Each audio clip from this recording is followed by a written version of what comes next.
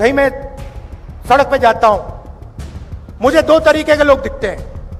एक ऐसे मुस्कुराता है, खुश रहता है, चेहरे पे मुस्कान होती है, मैं कहता हूं कांग्रेसी। और एक मुझे ऐसे दिखता है, मैं कहता हूं आरएसएस। ये छुपनी बातें ये कभी कभी आ जाते हैं पार्टी में, बेस बदल के आ जाते हैं। मैं बस देखता हूं इनको, आरएसएस। अच्छा, डर के मारे हमारे भी लोग उधर भाग गए। अब बड़ा कंफ्यूजन है, वहां पे वो मुस्कुरा नहीं सकते, वहां पे उनको सीरियस बैठना पड़ता है मोदी जी के सामने, तो कंफ्यूजन हो गया बहुत। तो आप लोग कौन हो? आप लोग वो हो जो डरे नहीं। ये जो यहां पे बैठे हुए हैं, ये देखो, सारे के सारे मुस्कुरा रहे हैं। देखो, अमित शाह की स्पीच देखना, मोदी जी की स्पीच देखना, वो सब ऐसे बैठे रहते हैं कि कुछ गलती से कह ना दें। आप सबका यहां बहुत बहुत स्वागत, नमस्कार। कैसे हैं आप? सुनाई नहीं दिया, मूड कैसा है? अभी रास्ते में एक व्यक्ति ने मुझे रोका और कहता है, राहुल जी, मैं छोटा बिजनेस चलाता हूं, मुझे नरेंद्र मोदी जी ने और हरियाणा की सरकार ने बर्बाद कर दिया है। मैंने कहा, कैसे और क्यों? कहता है, राहुल जी, नोटबंदी की, गलत जीएसटी लागू की, बैंक के दरवाजे मेरे लिए बंद हैं। फिर मैंने पूछा, ये क्यों किया इन्होंने? और एक सेकंड में जवाब आता है, राहुल जी, अदानी और अंबानी की मदद करने के लिए किया। सब लोग जानते हैं कि हिंदुस्तान और हरियाणा की सरकार 2-3 अरबपतियों की मदद करने के लिए चलाई जा रही है। नतीजा यह है कि जो भी पहले आपके पास रोजगार के रास्ते थे, वो सारे के सारे एक के बाद एक बंद हो गए। पहले स्मॉल और मीडियम बिजनेसेस, छोटी इंडस्ट्री हरियाणा को रोजगार देती थी, वो बंद कर दी गई। आपके लोग सेना में जाते थे, देशभक्ति की आग उनके दिल में होती थी, वो जाते थे। वो रास्ता भी अग्निवीर योजना के माध्यम से बंद कर दिया है। भाई और बहनों, आप जानते हो अग्निवीर क्या है? आप जानते हो अग्निवीर क्या है? क्या है अग्निवीर? क्या है बताओ?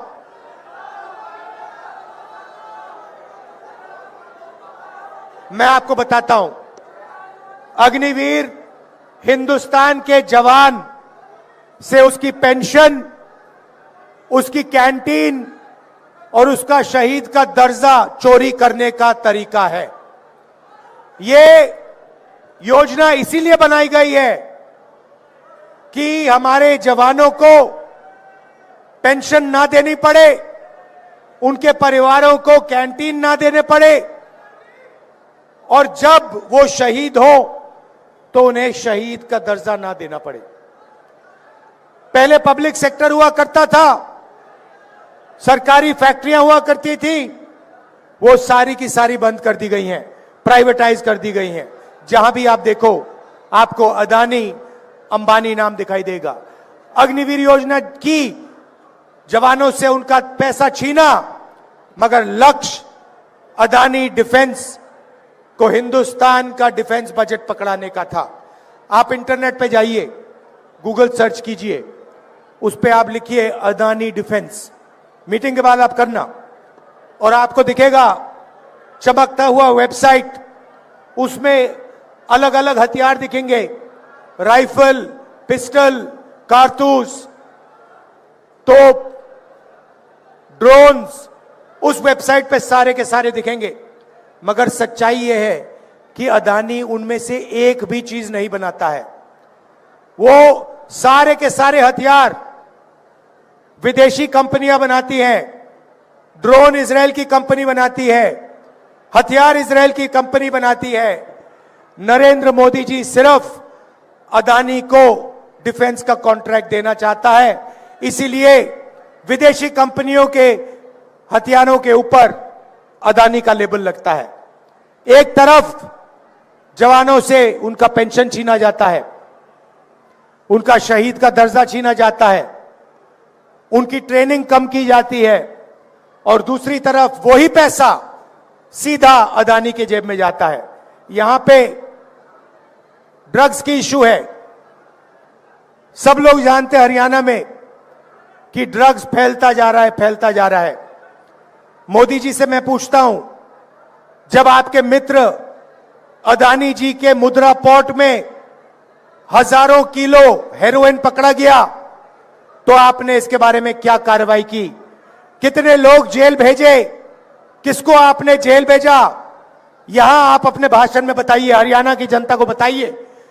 जब मुद्रा पोर्ट में, अदानी के पोर्ट में हजारों किलो ड्रग्स मिलता है, तो नरेंद्र मोदी जी, गुजरात की सरकार कोई कार्रवाई नहीं करते। अमेरिका गया, अमेरिका में हरियाणा के युवाओं ने मुझे फोन किया, कहते हैं राहुल जी हरियाणा में हमारा कुछ नहीं बचा, इसलिए हम अमेरिका भाग के आए हैं। आप आइए, हमसे मिलिए।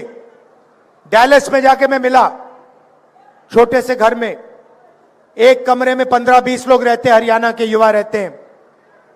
मैंने उनसे पूछा, भाइयों आप यहां क्यों आए? वही जवाब जो आज मुझे यात्रा में मिला, राहुल जी हरियाणा में हमारे लिए कुछ नहीं बचा। एक तरफ महंगाई है, दूसरी तरफ बेरोजगारी। मैंने पूछा, भाइयों अमेरिका जाने के लिए कितने पैसे लगे? कहते हैं 35 लाख से 50 लाख रुपए लगते हैं। कैसे गए? राहुल जी हरियाणा से मुंबई, मुंबई से इस्तांबुल, इस्तांबुल से कजाकिस्तान, कजाकिस्तान से साउथ अमेरिका, साउथ अमेरिका से सूरीनाम, सूरीनाम से पनामा, फिर पनामा के जंगलों में से निकलकर हम अमेरिका पहुंचे। रास्ते में हमने अपने मित्रों को मरते हुए देखा है। नाव डूब जाती है, हमारे भाई मर जाते हैं, माफिया के लोग पकड़ते हैं हमें। पनामा के जंगल से निकलते हैं, घने जंगल हैं, वहां पे माफिया के लोग हमें गोली मार देते हैं। मैंने कहा भाई ये सब करके आप क्यों जा रहे हो? कहते हैं हरियाणा में कुछ नहीं बचा। फिर मुझे कहते हैं राहुल जी आप हमारे लिए एक काम कीजिए। क्या करूं? जब आप वापस जाएंगे आप हमें हमारे परिवारों से मिलिए। कहते हैं राहुल जी हम 10 साल के लिए अपने परिवारों से नहीं मिल सकते हैं। अगर हमारे घर में कोई किसी की मृत्यु होती है, हम अंतिम संस्कार नहीं कर सकते, हम वापस नहीं आ सकते। आप जाके हमारे परिवार से मिलिए और उन्हें हौसला दीजिए कि हम ठीक है। तो मैं आया, करनाल आया, 5 बजे सुबह उन्हीं युवाओं के परिवारों से मिला। 15-20, 35 लोग। अजीब सी बात थी, करनाल में बच्चे, माताएं, और अमेरिका में बच्चों के पिता, चीखता हुआ बातचीत चल रही है। मैं परिवारों से बात कर रहा हूं, वहां पे जूम कॉल लगी हुई है, वीडियो कॉल चल रही है। एक तरफ अमेरिका से बात हो रही है, एक तरफ यहां बात चल रही है। ये 21वीं सदी का हरियाणा बना रखा है। एक बच्चा चीखकर, चिल्लाता हुआ कंप्यूटर की ओर दौड़ता है, ऐसे कंप्यूटर को पकड़ के कहता है पापा पापा पापा वापस आओ, पापा वापस आओ। पापा जो रोना चाहता है वो मुस्कुराता है और कहता है बेटा घबराओ मत, मैं कुछ ही दिनों में वापस आऊंगा। मगर ये सच नहीं है। वो पिता अपने बेटे को 10 साल के लिए नहीं देख पाएगा। सच्चाई ये है, बेटे का नाम देव है। देव जैसे हरियाणा में लाखों बच्चे हैं जो अपने पिता को नहीं देख पाएंगे, 10 साल के लिए नहीं देख पाएंगे। और वहां वो जो लोग हैं वो यहां वापस नहीं आ पाएंगे।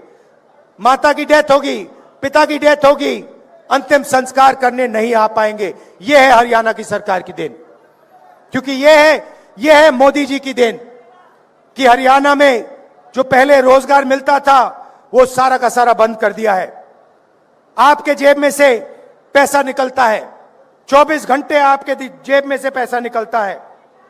पहले मोदी जी कहते थे गैस सिलेंडर का दाम 400 रुपए हो गया है। आज क्या है रेट गैस सिलेंडर का? 1200। मोदी जी भाषण में कहते हैं कि मेरी सरकार में 1200 रुपए का रेट हो गया है? नहीं कहते। हमारी सरकार आएगी, लिख के ले लो, 1200 रुपए वाला सिलेंडर 500 रुपए का आपको मिलेगा। मतलब 700 रुपए जो आज आप गैस सिलेंडर में एक्स्ट्रा दे रहे हो, वो 700 रुपए हम आपके जेब में, आपके बैंक अकाउंट में वापस डालेंगे। 2000 रुपए हर महीना, पहली तारीख को हर महीना हरियाणा के महिलाओं के बैंक अकाउंट में मिलेगा। तो महिलाओं के लिए वहीं 2700 रुपए हमने हर महीना महिला के लिए वहीं बचा दिए। उसके बाद हरियाणा में आज किसान धान बेचने की कोशिश कर रहे हैं, सरकार खरीद नहीं रही है। और हरियाणा के सारे किसान जानते हैं कि हरियाणा में उन्हें धान के लिए, गेहूं के लिए, शुगर केन के लिए सही दाम नहीं मिलता है। जैसे ही हमारी सरकार आएगी, सबसे पहला काम, ये जो आपका धान सरकार नहीं खरीद रही है, इसको खरीदने का काम हम पहले दिन से शुरू कर देंगे। और गारंटी करके हरियाणा के किसानों को हम मिनिमम सपोर्ट प्राइस देने जा रहे हैं।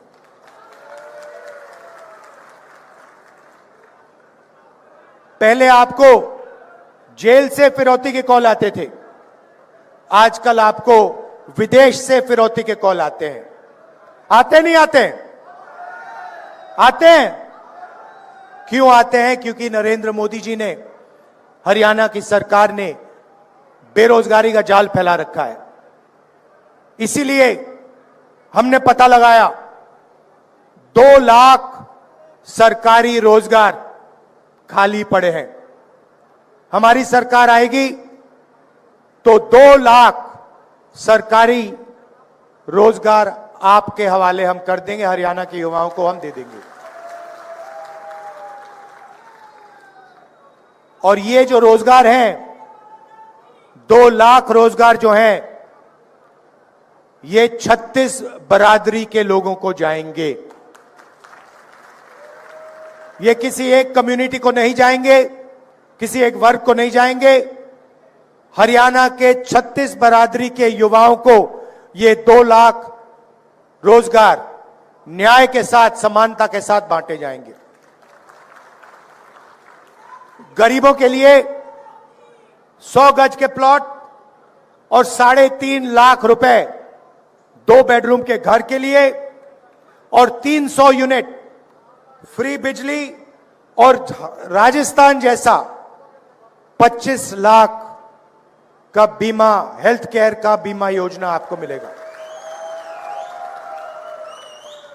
देखिए, ये संविधान है, इसको अच्छी तरह देखिए। जो भी हिंदुस्तान के गरीब लोगों को मिला है,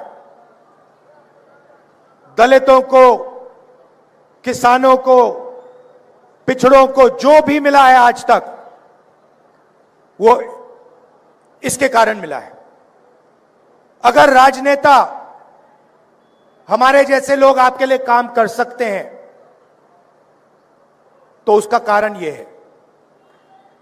और बीजेपी 24 घंटा इस पर आक्रमण करती है, आपको बताते नहीं है, मगर जब आरएसएस के लोग हिंदुस्तान की संस्थाओं में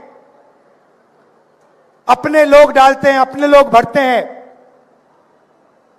और पिछड़ों को, दलितों को, आदिवासियों को, गरीबों को जगह नहीं देते हैं, तो वो संविधान पर आक्रमण कर रहे हैं। जब नरेंद्र मोदी जी अदानी की मदद करते हैं, अंबानी जैसे लोगों की मदद करते हैं और हिंदुस्तान का जो रोजगार का सिस्टम है उसको नष्ट करते हैं, तो वो संविधान पर आक्रमण कर रहे हैं। लड़ाई इसी बात की है। अगर आपको बीजेपी और कांग्रेस में फर्क समझना है, मैं आपको एक लाइन में समझा दूंगा, वो इसको खत्म करते हैं, हम इसकी रक्षा करते हैं। आप देखिए, संविधान में लिखा है, संविधान में लिखा है कि हिंदुस्तान के सब नागरिक एक जैसे हैं, समान हैं, सबको एक वोट मिलना चाहिए। उसका मतलब है कि अगर आप इकोनॉमिक पॉलिसी बनाओ तो देश की जनता के लिए पॉलिसी बनाओ। जब नरेंद्र मोदी 16 लाख करोड़ रुपए अरबपतियों, 25 अरबपतियों के माफ करते हैं और किसानों का कर्जा माफ नहीं करते हैं, स्टूडेंट्स का कर्जा माफ नहीं करते हैं, माताओं बहनों का कर्जा माफ नहीं करते हैं, तो वो इस संविधान पर आक्रमण कर रहे हैं। सीधी सी बात है। जब नरेंद्र मोदी अदानी जी को मदद करने के लिए 3 काले कानून लाते हैं, किसानों की जिंदगी खत्म करने के लिए कानून लाते हैं, तो वो संविधान पर आक्रमण कर रहे हैं। जब नरेंद्र मोदी जी का चेहरा आपको 24 घंटा टीवी पे दिखता है, अदानी अंबानी की मीडिया जब 24 घंटा उनका चेहरा आपको दिखाते हैं, तो आपको पता लग जाना चाहिए कि इस संविधान पर आक्रमण हो रहा है। आपने कभी मीडिया में किसान का चेहरा देखा है, मजदूर का चेहरा देखा है, गरीब कारीगर का चेहरा देखा है? ना। क्यों नहीं? क्या इस देश में सिर्फ अरबपति और नरेंद्र मोदी हैं? मीडिया में आपने किसी गरीब व्यक्ति की शादी होते हुए देखी है? देखी कभी? अंबानी की शादी देखी आपने? आपको मालूम है कि अंबानी जी ने अपनी शादी में हजारों करोड़ रुपए खर्च किए। यह किसका पैसा है? यह किसका पैसा है? आपका पैसा है। आपको शादी करवाने के लिए बैंक अकाउंट में पैसा नहीं है, बैंक लोन लेकर आप अपने बच्चों की शादी कराते हो। और नरेंद्र मोदी जी ने पूरा का पूरा ढांचा ऐसा बना रखा है कि 25 लोग हिंदुस्तान में हजारों करोड़ रुपए की शादी कर सकते हैं, मगर किसान कर्जे में डूबकर ही शादी कर सकता है। अगर यह संविधान पर आक्रमण नहीं है तो फिर क्या है संविधान पर आक्रमण? तो यह हम बदलना चाहते हैं। मैंने तो अपना मन बना लिया है, हरियाणा की सरकार भी यह करेगी। देखिए, कल भाषण में हुड्डा जी ने भाषण दिया, प्रियंका ने भाषण दिया, उदयभान जी ने भाषण दिया, कहा कि देखिए सब लोगों का सम्मान होना चाहिए, रिस्पेक्ट होनी चाहिए। सही बात है, होनी चाहिए, मगर मैं उसमें एक और चीज जोड़ना चाहता हूं। ये जो हिंदुस्तान बन रहा है जिसमें 25 अरबपति हैं, बैंक भी उनके, मीडिया भी उनका, एयरपोर्ट भी उनके, पोर्ट भी उनके, खेत भी उनके, जमीन भी उनकी इसमें आम हिंदुस्तानी को समान रिस्पेक्ट नहीं मिल सकती है। सच्चाई है कि धन पूरा का पूरा इन 25 लोगों के हाथ में जा रहा है और आपके जेब में से 24 घंटा आपका पैसा छीना जा रहा है। पेट्रोल के दाम बढ़ते हैं, डीजल के दाम बढ़ते हैं, प्याज के दाम बढ़ते हैं। जितनी जीएसटी मुकेश अंबानी देते हैं उतनी ही जीएसटी हिंदुस्तान का सबसे गरीब किसान देता है। अगर वो 1500 रुपए की शर्ट खरीदे और अगर हिंदुस्तान का गरीब से गरीब व्यक्ति वही शर्ट खरीदे, पैसे बचाकर अपने बेटे के शादी के लिए वही शर्ट खरीदे, तो जितनी जीएसटी मुकेश अंबानी ने दी उतनी ही जीएसटी वो किसान देगा। जब आप मिठाई की दुकान में जाते हो, मिठाई खरीदते हो, जितनी जीएसटी आप देते हो उतनी ही जीएसटी मुकेश अंबानी, गौतम अदानी देते हैं। तो मैंने मन बना लिया है, मैं नोट कर रहा हूं, जितना पैसा नरेंद्र मोदी अदानी और अंबानी को देगा उतना ही पैसा हम हिंदुस्तान के गरीब किसानों को, मजदूरों को, माताओं बहनों को देंगे। आपने अभी जो इन लोगों से मजा करवाना है करवा लो, जितना इनको नचवाना है नचवा लो, मगर जब हमारी सरकार आएगी तो हम इन लोगों को नचवाएंगे, इन लोगों से मजा करवाएंगे। मेरे दिमाग में लाइन बिल्कुल क्लियर है भैया। मैं तो जैसे बैंक होता है ना, जैसे बैंक अकाउंट में इन आउट होता है ना, एक साइड पैसा अंदर आया, दूसरी साइड पैसा बाहर गया, मैं वो रिकॉर्ड रख रहा हूं भैया। जितना उधर अंदर जा रहा है उतना ही, जितने रुपए अंदर गया उधर उतने ही रुपए मैं निकाल के यहां डालूंगा। और जितना मुझे रोकना है रोको भैया, जितनी मुझे अपनी मीडिया से गाली लगवानी है लगवा लो, जितना है रोकना है रोको, कोई फर्क नहीं पड़ेगा। क्योंकि वो दिन आएगा जब हिंदुस्तान की सरकार मजदूरों की, गरीबों की, किसानों की सरकार होगी और फिर जो पैसा इन्होंने उनको दिया है, 16 लाख करोड़ रुपए कर्जा माफ किया है, उतना ही पैसा हम किसानों का, मजदूरों का, गरीबों का कर्जा माफ करेंगे। मतलब मेरा मतलब है, मोदी जी इज्जत की बात करते हैं, सम्मान की बात करते हैं, बिना धन के, बिना पैसे के इज्जत और सम्मान का कोई मतलब नहीं है। अगर व्यक्ति भूखा मर रहा है, अगर किसान के पास 1 रुपया नहीं है और आप उसे कहो देखो भैया हम आपकी इज्जत रखेंगे, हम आपका सम्मान करेंगे, उसका कोई मतलब नहीं है मेरे लिए। जब उसके जेब में पैसा होगा तो उसका सम्मान आपको करना ही पड़ेगा, आपकी चॉइस ही नहीं रहेगी। वो हिंदुस्तान चाहता हूं मैं।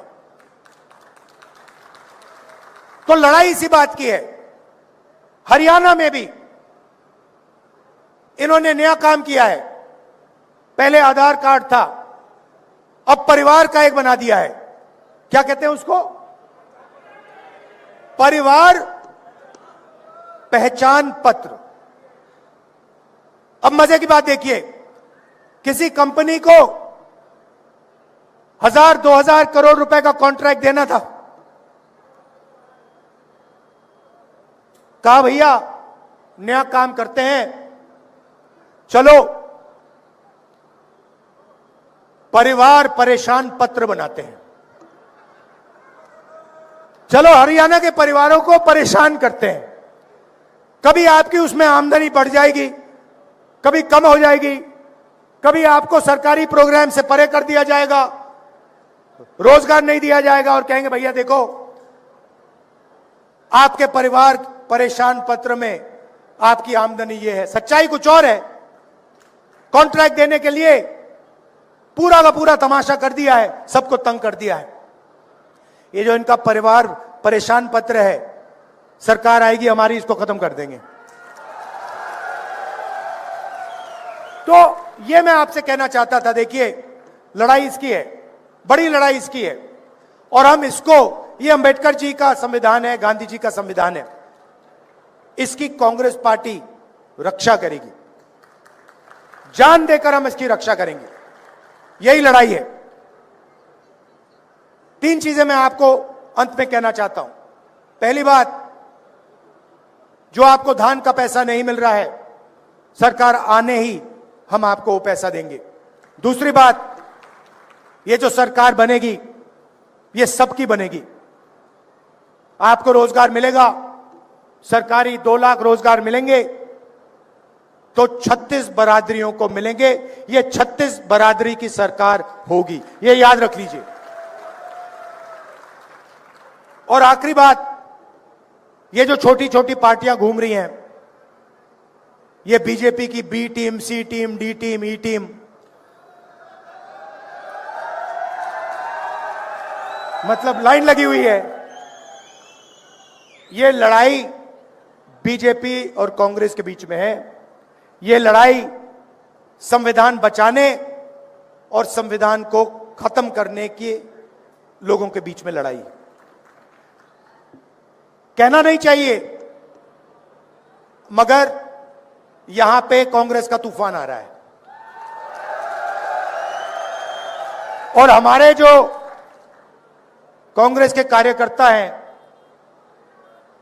टाइगर, जो हरियाणा में मतलब घूम रहे हैं, बब्बर शेर। अच्छा, जंगल में आपको कभी आप जाओ, रणथंभौर या जंगल में जाओ, तो आपको एक शेर दिखेगा, अकेले रहते हैं शेर। मगर कांग्रेस पार्टी ऐसी पार्टी है जहां सारे के सारे शेर एक साथ खड़े हो जाते हैं, मिल जाते हैं। बाकी दुनिया में आपको नहीं मिलेगा। आप किसी भी जंगल में देख लो, आपको शेर अलग अलग मिलेंगे।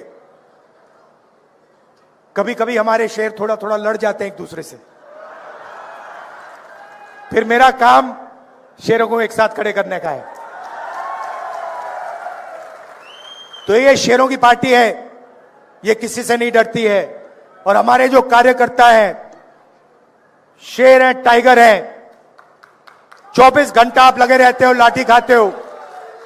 मैं जानता हूं, कुछ भी हो जाए, कांग्रेस पार्टी का जो कार्यकर्ता है, ये आरएसएस वाले लोग बहुत लंबी लंबी बातें करते हैं, इनके कार्यकर्ताओं में दम नहीं है, इनके कार्यकर्ताओं में दम नहीं है। कांग्रेस पार्टी के सामने ये नहीं खड़े हो सकते, भाग जाते हैं। आप देखो, आपने देखा होगा, हवा में नहीं बोल रहा मैं, आपने देखा होगा नरेंद्र मोदी जी आए, पहले कहते थे 56 इंच की छाती है, याद है? अब भैया मेरा भाषण होता है पार्लियामेंट में, भाग जाते हैं वहां से। मैं आपको बताऊं, मैं भाषण देने आता हूं, नरेंद्र मोदी उठ के निकल जाते हैं। क्यों? क्योंकि कांग्रेस की विचारधारा जो है, जिसको मैं मोहब्बत की दुकान कहता हूं, हमें नफरत की जरूरत नहीं है। हमारे घरों में, हमारे दिल में नफरत है ही नहीं। कभी कभी कोई कहता है मुझे वो दुश्मन है, मैं कहता हूं नहीं, वो दुश्मन नहीं है। मैं दुश्मन से भी नफरत नहीं करता हूं। मैं बीजेपी, नरेंद्र मोदी, इन लोगों से नफरत नहीं करता हूं। मैं विचारधारा की लड़ाई लड़ता हूं, मैं पीछे नहीं हटूंगा, मैं डरता नहीं हूं, मगर मैं नफरत नहीं करता हूं। तो यह कांग्रेस पार्टी की सोच है। हम डरते नहीं हैं, और हमें आप जितना मारो, जितनी गाली दो, जितनी लाठी मारनी है मारो, हम आपसे नफरत नहीं करेंगे। क्योंकि हम जानते हैं कि देश मोहब्बत से बना है, यह देश नफरत से नहीं बना है। इस देश को नफरत से कभी कभी नहीं बनाया जा सकता है, और कभी आगे नहीं ले जाया जा सकता। अगर हरियाणा में बेरोजगारी आई है, पहले नंबर पे आप पहुंचे हो, क्राइम रेट पहले नंबर पे पहुंचा है, तो ये नफरत के कारण पहुंचा है। ये जो इन्होंने नफरत फैलाई है, इसके कारण हुआ है। जिस दिन यहां पे मोहब्बत की सरकार आएगी, मैं आपको गारंटी देके कह रहा हूं, अमेरिका में आपको जाना नहीं पड़ेगा, यहीं आपको रोजगार मिलेगा, यहीं खुशहाली होगी, यहीं किसानों को सही दाम मिलेगा। कोई मुश्किल काम नहीं है। नफरत को मोहब्बत ही मिटा सकती, और कुछ नहीं मिटा सकता। आपने मुझसे नफरत की, मैंने आपसे नफरत की, आपकी नफरत नहीं मिट सकती। कितनी भी नफरत डालूं मैं, नहीं मिट सकती। आपने मुझसे नफरत की, मैंने थोड़ी सी मोहब्बत आपको दिखा दी, नफरत कट जाएगी। यह हमारा काम है। और मैं कह रहा हूं, मगर यह आप सबके दिल में है, मैं पहचान जाता हूं। आजकल क्या होता है, देखो मैं बताता हूं आपको। कहीं मैं सड़क पे जाता हूं, मुझे दो तरीके के लोग दिखते हैं। एक ऐसे मुस्कुराता है, खुश रहता है, चेहरे पे मुस्कान होती है, मैं कहता हूं कांग्रेसी।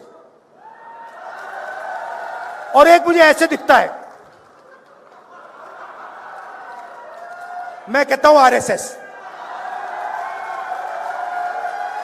ये छुपनी बातें, ये कभी कभी आ जाते हैं पार्टी में, बेस बदल के आ जाते हैं। मैं बस देखता हूं इनको, आरएसएस। अच्छा, डर के मारे हमारे भी लोग उधर भाग गए। अब बड़ा कंफ्यूजन है, वहां पे वो मुस्कुरा नहीं सकते, वहां पे उनको सीरियस बैठना पड़ता है मोदी जी के सामने। तो कंफ्यूजन हो गया बहुत। तो आप लोग कौन हो? आप लोग वो हो जो डरे नहीं। ये जो यहां पे बैठे हुए हैं, ये देखो, सारे के सारे मुस्कुरा रहे हैं। देखो, अमित शाह की स्पीच देखना, मोदी जी की स्पीच देखना, वो सब ऐसे बैठे रहते हैं कि कुछ गलती से कह ना दें, पता नहीं क्या हो जाएगा। यहां पे हमें लगता है ठीक है भैया, 2-3 बार चिल्ला भी लिए, कोई प्रॉब्लम नहीं है, संभाल लेंगे हम। तो ये पार्टी मोहब्बत की पार्टी है, और आप लोग मोहब्बत वाले बब्बर शेर हो। धन्यवाद, नमस्कार, जय हिंद। अभी एक बात बोला मैं एक बात भूल गया। मैडम ने मुझे बताया कि शेर हैं और शेरनियां भी हैं।